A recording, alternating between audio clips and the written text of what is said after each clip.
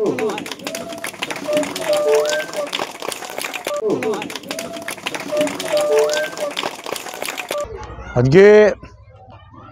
রান্ডা জামাইপাড়া ICDS centre থেকে জামাইপাড়া হয়ে রান্ডার ভিতর হয়ে আদিবাসী পাড়া পর্যন্ত রাস্তা প্রায় 1 কিলোমিটার রাস্তা আজকে ঢালাই রাস্তা তার শুভ শিলান্যাস হলো।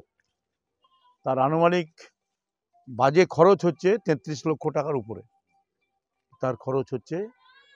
এবং যে রাস্তাটা একেবারে ইন্টিরিয়ার গ্রাম, সেই গ্রামের মানুষ তারা হচ্ছে এখানে শিডিউল কাস্ট মানুষ, আদিবাসী মানুষ এবং মধ্যবিত্ত মানুষ, যারা তাদের যাতায়াতের জন্য যোগাযোগের জন্য একটা দুর্দান্ত রাস্তা এখানে তৈরি হচ্ছে। যা আপনারা দেখলেন যে এখানে মানুষের যে আবেগ, মানুষের যে উৎসাহ, সমস্ত মানুষ তারা আজকে রাস্তায় নেমেছে এই রাস্তাটা হওয়ার জন্য, যেটা আজকে প্রত্যন্ত গ্রামের রাস্তা। আজকে মা মাটি মানুষের সরকার, আজকে মুখ্যমন্ত্রী মমতা ব্যানার্জির অনুপ্রেরণায় এই ধরনের রাস্তা যা স্বাধীনতার পরে হয়নি, আজকে সেই ভাবনা মুখ্যমন্ত্রীর ভাবনা থেকে এই রাস্তাগুলি আজকে হচ্ছে।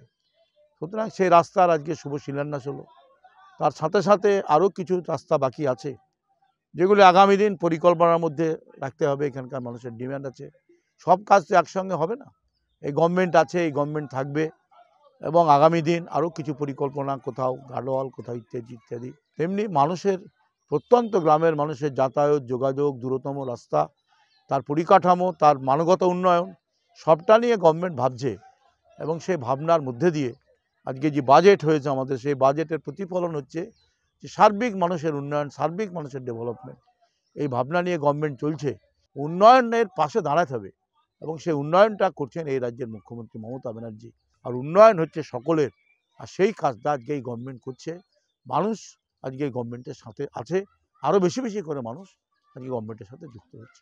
বাংলা টুডে নাও।